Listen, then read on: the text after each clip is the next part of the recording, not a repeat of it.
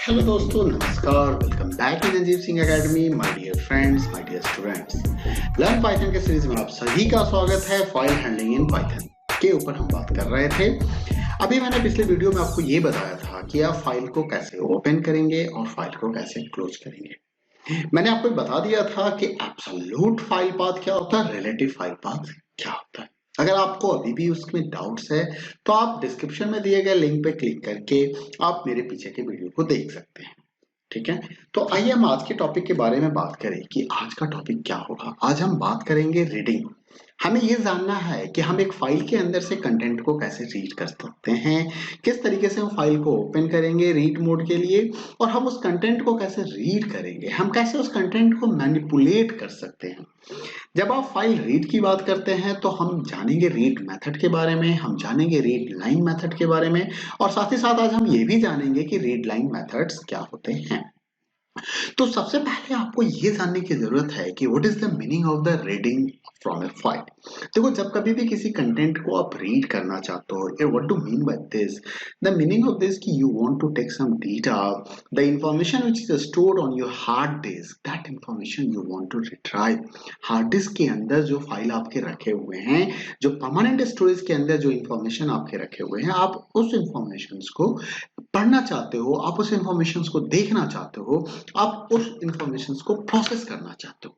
तो इन सभी काम के लिए आपको फाइल को रीड करना होता है। रीड का मतलब हो गया कि हार्ड डिस्क सेकेंडरी स्टोरेज से इंफॉर्मेशन को फेच करके प्राइमरी मेमोरी के अंदर लाना, रैम के अंदर लाना, और जहां से आपका प्रोग्रामिंग लैंग्वेज, आपका प्रोग्राम और आपका ऑपरेटिंग सिस्टम उस इंफॉर्मेशन को, उस कंटेंट को प्रोसेस करके और एक्चुअल उस फॉर्मेट में आपको आउटपुट प्रोवाइड करेगा जिस फॉर्मेट में आप चाहते हो, या आपका प्रोग्राम ने जो इंस्ट्रक्शन दे रखा, आपने जो इंस्ट्रक्शन दे रखा अपने प्रोग्राम में, वो इंस्ट्रक्शन जिस तरीके से आउटपुट देना चाहता है उसी तरीके से देगा। तो चलिए मैं इन मेथड्स के बारे में हम समझ ले कि ये जो तीन मेथड्स हैं हमारे पास पाइथन के अंदर में फाइल के कंटेंट को रीड करने के लिए, जो सबसे पहला मेथड है, this method is called read method. Read method को हम दो तरीके से यूज कर सकते हैं। आप विदाउट मेंशनिंग एनी आर्गुमेंट भी आप उसे यूज कर सकते हो, और आप विद आर्गुमेंट भी यूज कर सकते हो। जब आप रीड मेथड के साथ कोई n नाम के नंबर, n वैल्यू को प्रोवाइड करते हो, n का मतलब यहाँ पे नंबर है, तो normally it's specify the number of bytes, कि आप ये बता रहे हो तो कि how many bytes you want to read at a one time, मतलब कितना कंटेंट, कितने बाइट्स को रीड करना है। बाइट्स को अगर सिंपल भाषा में आप समझना चाहो तो you can say that it is a character, it is a symbol, how many characters you want to read at a one time. तो it is used to read a specified number of bytes from a file. If number of bytes not mentioned, means suppose you have not given n here, you are using this method in the same way, in this way only, in that case it's try to read the entire file, वो पूरी file को read करके आपको return कर देगा, और जो भी कंटेंट वो रीड करता है वो उसे रिटर्न करता है। एग्जांपल के तौर पे देखिए, ये मेरा डेटा फाइल, डेटा है, मीन्स एक स्ट्रिंग वेरिएबल है, क्योंकि ध्यान रखना है कि जब भी कोई भी रीड मेथड किसी भी कंटेंट को रीड करेगा, वो चाहे डिजिट हो, चाहे वो कैरेक्टर हो, चाहे वो सिंबल हो, वो आउटपुट आपको हमेशा स्ट्रिंग के फॉर्मेट में देगा। इस चीज को ध्यान रखना है। तो data is the string type here. File object dot read, file object file handler है, और रीड के साथ आपने n लगा दिया तो ये n बाइट्स को रीड करके उस इंफॉर्मेशन को डेटा पे अवेलेबल करा देगा। लेकिन यहाँ पे मैंने कुछ नहीं लगाया है, तो इस केस में क्या करेगा, एंटायर फाइल को रीड करके वो डेटा को वापस कर देगा। नेक्स्ट जो मेथड है वो मेथड है आपका रीड लाइन। अब जैसा कि मैंने आपको बताया कि रीड मेथड आपको हेल्प करेगा एक एक कैरेक्टर, एक एक डिजिट, एक एक सिंबल्स को रीड करने में। उसी जगह पे अगर हम रीड लाइन मेथड की बात करें तो read line method is used to read one line at a time. मतलब अगर आप फाइल के अंदर से एक लाइन को रीड करना चाहते हो, for that purpose you have to read line. If number of bytes, अगर यहाँ भी आपने नंबर ऑफ बाइट्स मेंशन कर दिया तो ये n बाइट्स को रीड करेगा। It just behave like a read method, returns the read bytes in the form of the string ending with the slash n। क्योंकि ये रीड लाइन है, ये एज्यूम करता है कि at a time it's going to read the one line of the information, तो ये slash n की वैल्यू साथ में रिटर्न करता है। अगर और return a blank string if no more bytes are left for the reading in the file, ठीक है। इसका क्या है, जैसे file object dot read line अगर आप यूज करोगे तो एक लाइन रीड करेगा, रीड लाइन के साथ आपने n प्रोवाइड कर दिया तो n बाइट्स को रीड कर लेगा। The last method for the reading from a file in Python, that is called read lines method. Here is the line and here is the lines, but there is a big difference between read line and read lines. Read line always read a line by line, while read lines read the entire content of file. Means it's try to read all lines from a file. तो वो पूरे contents को, पूरे files के contents को read करेगा। And the second important things, as you know कि read और रीड लाइन मेथड आपको आउटपुट स्ट्रिंग फॉर्मेट में देता है, जबकि रीड लाइंस आपको आउटपुट लिस्ट फॉर्मेट में प्रोवाइड करेगा। इसका जो आउटपुट होगा वो लिस्ट के फॉर्मेट में होगा, data equal to file object dot read lines, read all lines and return it in form of list. तो ये आपको इसके फॉर्म में आउटपुट मिलेगा। अब सवाल उठता है कि हम रीडिंग फ्रॉम फाइल करके हम क्या क्या कर सकते हैं, हम किन किन बातों को कर सकते हैं। तो देखो, अगर आप फाइल से रीड करते हो, जैसे मान लो किसी ने कैरेक्टर बाय कैरेक्टर रीडिंग का प्रोसेस को फॉलो किया, तो वो क्या यूज कर सकता है, उसका क्या पर्पस हो सकता है।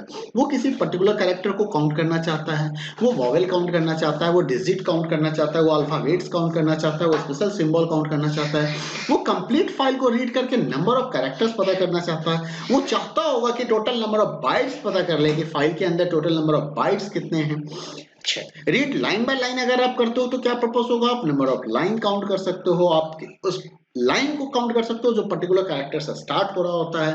आप print specified number of lines only, आप पर्टिकुलर नंबर ऑफ लाइंस को प्रिंट कर सकते हो। Number of characters of each line को आप काउंट करके उसे प्रिंट करा सकते हो। रीड ऑल लाइंस मतलब total number of lines count करना होता है, या स्पेसिफिक लाइन को आप प्रिंट करना चाहते हो। तो for that purpose we are using the read line methods. Okay, तो चलिए मैं इसको आपको पाइथन के थ्रू विथ एग्जांपल समझा दूं कि कैसे हम इन मेथड्स को यूज करेंगे अपने प्रोग्राम के अंदर में।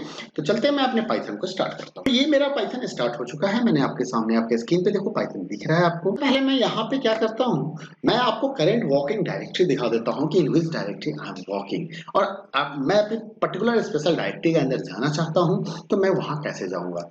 मैंने लिखा इंपोर्ट os.get_cwd मैंने किया, तो इसने मुझे करंट वर्किंग डायरेक्टरी पाइथन का दिखा दिया कि मेरे पाइथन के अंदर मैं काम कर रहा हूँ। But I want to move to the another directory, तो इसके लिए मेरे पास क्या है, os, ठीक है। और os के बाद देखिए यहाँ पे एक कमांड होगा आपके पास chdir। क्या कमांड है, chdir। और मैं कहता हूँ कि नहीं, तुम डी ड्राइव में चले जाओ, मैं कहता हूँ कि डी कॉलम के अंदर चले जाओ। तो देखो अब मैं यहाँ पे os.getcwd करता हूँ, तो अब मेरा करंट वर्किंग डायरेक्टरी क्या है, डी कॉलन, ठीक है। अब डी कॉलन के अंदर मेरे फोल्डर है, जिस फोल्डर का नाम है पाइथन प्रोग्राम, और उस पाइथन प्रोग्राम के अंदर में मेरा एक फोल्डर है जिसका नाम है फाइल हैंडलिंग। तो चलो मैं वहां जाना चाहता हूँ, तो मैं लिखता हूँ os.chdir, और now I am writing here कि अब मैं क्या करना चाहता हूं, मैं जाना चाहता हूं, मैं यहाँ पे आर फॉर्मेट में, आर का मतलब होता है रॉ फॉर्मेट, और मैं रॉ फॉर्मेट में काम करना चाहता हूँ। डायरेक्टरी को चेंज करता हूँ और मैं पहुंचता हूँ अपने करंट डायरेक्टरी में जहाँ पे मुझे काम करना है। तो मेरा करंट डायरेक्टरी पाइथन प्रोग्राम के अंदर मैं जाना चाहता हूँ, तो मैं पाइथन प्रोग्राम के अंदर आ जाता हूँ, ठीक है। और यहाँ पे मैं अब os.getcwd से चेक कर लेता हूँ कि मैं अपने करंट वर्किंग डायरेक्टरी में हूँ या नहीं हूँ। मैं बिल्कुल आ गया हूँ अपनी जगह पे, और मैं आपको यहाँ पे दिखाना चाहता हूँ कि मेरे पास डायरेक्टरी कौन सा है। तो मैंने यहाँ पे लिस्ट dir लिखा, एंटर दबाया, तो देखो मेरे अंदर कई सारे फाइल हैं। इसके अंदर एक फोल्डर है जिसका नाम होता है फाइल हैंडलिंग। मेरे फाइल हैंडलिंग का एक फोल्डर होगा यहाँ पे, आई होप शो। मैं देखता हूँ फाइल हैंडलिंग है क्या, file read, file file file file writer, it may be here. चलो मैं इसको चेंज करके देखता हूँ तो मुझे पता चल जाएगा os.csdir, और मैं यहाँ पे लिखता हूँ, फाइल हैंडलिंग, और मैं इसको चेंज करता हूँ और os.get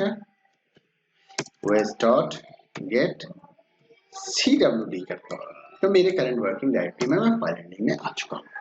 अब मैं यहाँ पे मैं एक बार चेक कर लेता हूँ कि मेरे पास कौन कौन से फाइल हैं इसके अंदर में, सो दैट मैं यहीं से किसी प्रोग्राम को स्टार्ट करूंगा। तो कई सारे फाइल हैं मेरे पास, चलो मैं यहाँ पे पाइथन का कोई प्रोग्राम स्टार्ट कर लूंगा। जैसे मैं देख रहा हूँ मार्क्स रिकॉर्ड डॉट फाइल, चलो राइट फाइल डॉट पाई, और ऐसे कई सारे हैं, मैं उसको यूज करूंगा। तो चलो मैं चलता हूँ अपने आप नया विंडो ले लेता हूँ मैं फाइल के अंदर, मैंने एक न्यू, ठीक है, स्क्रिप्ट मोड, इंटरेक्टिव मोड के बजाय मैं स्क्रिप्ट मोड में आ जाता हूँ और ये मैंने स्क्रिप्ट मोड के अंदर आ गया और यहाँ पे मैं एक फाइल का नाम देख लेता हूँ जिस फाइल को मैं ओपन करूंगा। मेरे पास एक poem.txt नाम का फाइल है, मैं उस फाइल को पढ़ के दिखाता हूँ। तो सबसे पहला काम है कि मुझे फाइल को ओपन करना है। उसके लिए हमें क्या चाहिए, फाइल हैंडलर चाहिए। तो मैंने यहाँ पे फाइल obj लिखा और फंक्शंस को कॉल किया ओपन। ओपन फंक्शंस के अंदर में मैंने फाइल का नाम डाला poem.txt और इस फाइल को क्योंकि मैं रीड मोड में ओपन करना चाहता हूँ तो मैंने यहाँ पे R लगा दिया। ठीक है, इतना करने के बाद अब मुझे फाइल से स्ट्रिंग को रीड करना है। मैं पूरे फाइल को एक बार में रीड करके दिखाता हूँ। मैंने str और यहाँ पे मैं लिखता हूँ फाइल obj और obj के साथ मैं ये मेथड लगाता हूँ रीड और मैं यहाँ पे कोई आर्गुमेंट सप्लाई नहीं करूंगा और ये हमारा फाइल देखो यहाँ पे रीड हो। मैं इसको प्रिंट करके आपको दिखा देता हूँ। मैं str को प्रिंट कर देता हूँ। ठीक है, फाइल को मैं करता हूँ सेव। सेव करने के बाद इसने मेरे से लोकेशन पूछा, मैं फाइल को उसी लोकेशन पे जाके सेव करूंगा। अदरवाइज मुझे रिलेटेड पाथ की जगह एब्सोल्यूट पाथ देना पड़ेगा। तो मैं चलो अपने पाइथन प्रोग्राम के अंदर में, डी ड्राइव में मैं पाइथन प्रोग्राम में अंदर आ गया। पाइथन प्रोग्राम में मेरा फाइल हैंडलिंग नाम का फोल्डर है और यहाँ पे मैं इसका नाम दे देता हूँ रीड एग्जाम्पल 1। ठीक है, और ये मैं इसको रन करा देता हूँ। तो अब मैं इस फाइल को रन करा रहा हूँ तो देखो poem.txt के अंदर में ये पोएम लिखा हुआ था जिस पोएम को इसने रीड करके आपको दिखा दिया। अब इस पोएम के अंदर आपने कंटेंट को तो रीड कर लिया। ठीक है, अब मैं चाहता हूं कि मैं एक एक कैरेक्टर्स को काउंट करूं, मैं एक एक वॉवेल को काउंट करना चाहता हूं, मैं किसी स्पेशल कैरेक्टर्स को काउंट करना चाहता हूं। तो वो कैसे हो सकता है? अब क्योंकि आपने रीड लगाया था तो इसने क्या किया, पूरे फाइल को एक साथ रीड कर दिया। ठीक है, बट मैं चाहता हूं कि नहीं, मैं एक एक कैरेक्टर्स को काउंट कर सकूं, मैं प्रोसेस कर सकूं उसके एक एक इंफॉर्मेशन को। तो उसके लिए तो आपको क्या करना पड़ेगा, तो चलिए देखते हैं कि फाइल से आखिर एक कैरेक्टर को कैसे रीड करेंगे और या अगर पूरे फाइल को कैरेक्टर बाय कैरेक्टर मैनिपुलेट करना होगा तो हम इस काम को कैसे करेंगे। पहले मैं आपको एक एक कैरेक्टर रीड करा के दिखाता हूँ। जैसे मान लीजिए मैंने ch1 इक्वल टू लिख दिया यहाँ पे फाइल obj डॉट रीड। ठीक है, और मैंने फाइल obj डॉट रीड और यहाँ पे मैंने 1 लगा दिया कि फाइल को मैंने ओपन किया और एक कैरेक्टर को रीड करो, सिर्फ एक कैरेक्टर को रीड करो और यहाँ पे मैं ch1 को प्रिंट करा रहा हूँ। तो ch1 यहाँ से प्रिंट होगा। ठीक है, फिर मैं यहाँ पे लिख देता हूँ ch2 equal to file obj dot read और मैं अगले कैरेक्टर को रीड करना चाहता हूँ तो मैंने अगला कैरेक्टर को रीड कर लिया। ठीक है, और मैं इसको भी प्रिंट करा देता हूँ ch2 को। तो अब जरा सा इतने ही को प्रोग्राम को मैं सेव करके एक बार रन करा के दिखा दूं आपको। आप यहाँ पे रन करेंगे तो रन करने के बाद देखिए इसमें जो आउटपुट आएगा, इसने 2 स्पेस प्रिंट किए हैं क्योंकि माय पोएम में शुरू में स्पेस डाला हुआ है। यहाँ पे ना स्पेस है, मैं उस स्पेस को खत्म कर देता हूँ। मैं यहाँ पे फाइल ओपन में जाता हूँ और ओपन में जाके मैं पहुंच जाता हूँ अपने डी ड्राइव के पाइथन प्रोग्राम्स के अंदर में और पाइथन प्रोग्राम के अंदर आके मैं फाइल हैंडलिंग में आता हूँ और फाइल हैंडलिंग के अंदर मैं यहाँ पे poem.txt मैं पाइथन प्रोग्राम्स के बजाय मैं यहाँ पे टेक्स्ट फाइल कर देता हूँ। तो poem.txt मुझे यहाँ पे दिख रहा है, मैं इसको ओपन करता हूँ और ओपन करके यहाँ पे जो स्पेस मैंने डाला था इस स्पेस को मैं डिलीट कर देता हूँ और इसको सेव कर देता हूँ। ठीक है, सेव कर दिया, सेव करके मैं इसको बंद कर दे रहा हूँ और अब मैं अपने वापस प्रोग्राम में आ जा रहा हूँ। अपने प्रोग्राम के अंदर आके देखता हूँ और इस प्रोग्राम को एक बार मैं फिर से एग्जीक्यूट कराऊंगा।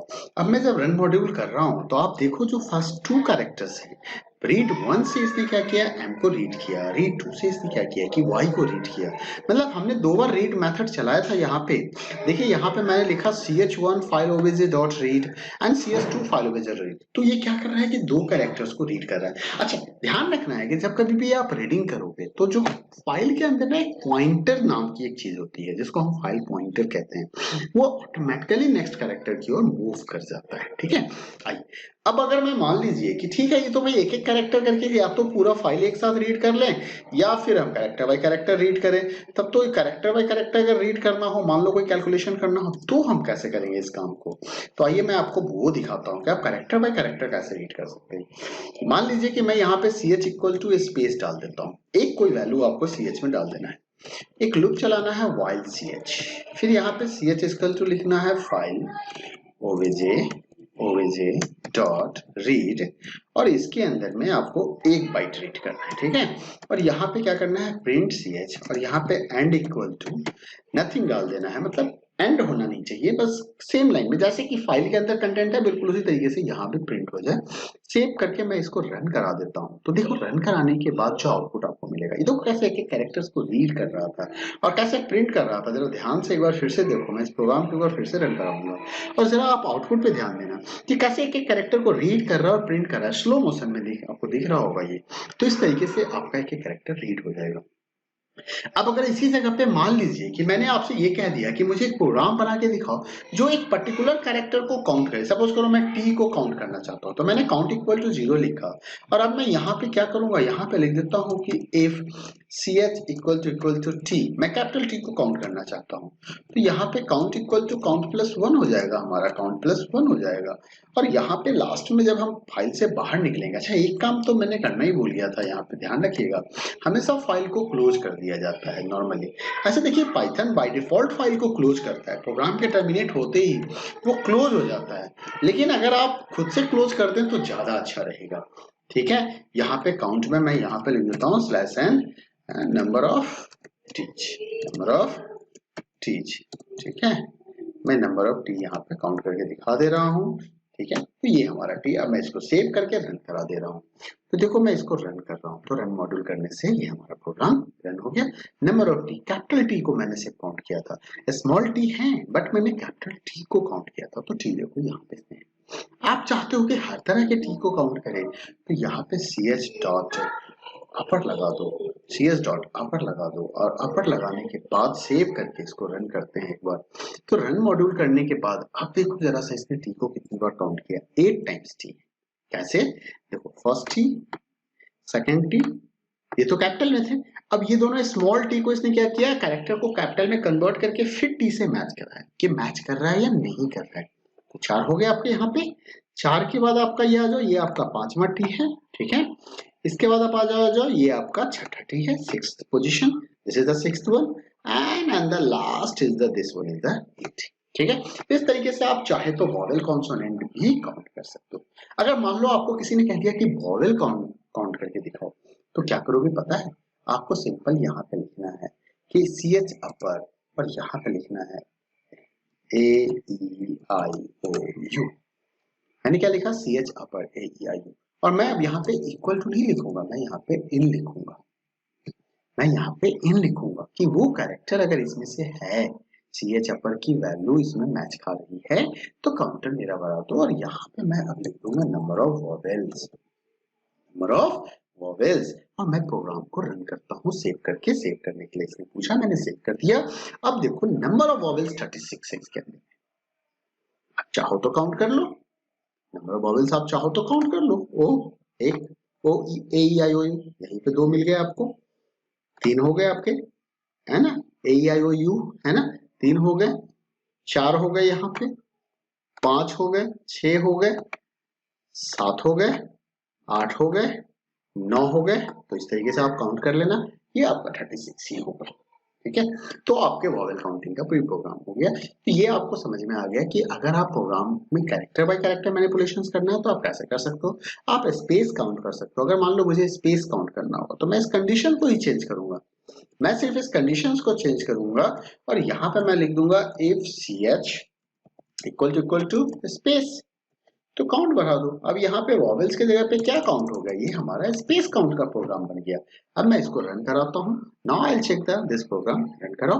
अब देखो यही प्रोग्राम आपका नंबर ऑफ स्पेस काउंट करके बताएगा। आप काउंट करो, एक स्पेस, है ना, 2 3 4 5 6 7 8 9 10 11 12 13 14, है ना, 15 16 17 18 19।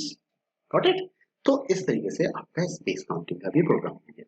चलिए अब हम देखते हैं एक बार रीड लाइन और रीड लाइंस को समझते हैं। मैं इसी प्रोग्राम को सेव एज कर लेता हूँ। ठीक है, सेव एज करके मैं इसको फाइल एग्जांपल में 2, क्या नाम दिया था मैंने, फाइल रीड एग्जांपल, नहीं इसका नाम दिया था रीड एग्जाम्पल, तो मैं इसको रीड एग्जाम्पल 2 कर देता हूँ। और इस बार मैं यहाँ पे str, मैं इसको सारे को डिलीट मार देता हूँ, यहाँ से सभी को मुझे डिलीट करना है, मैं डिलीट कर दिया। और यहाँ पे मैं str1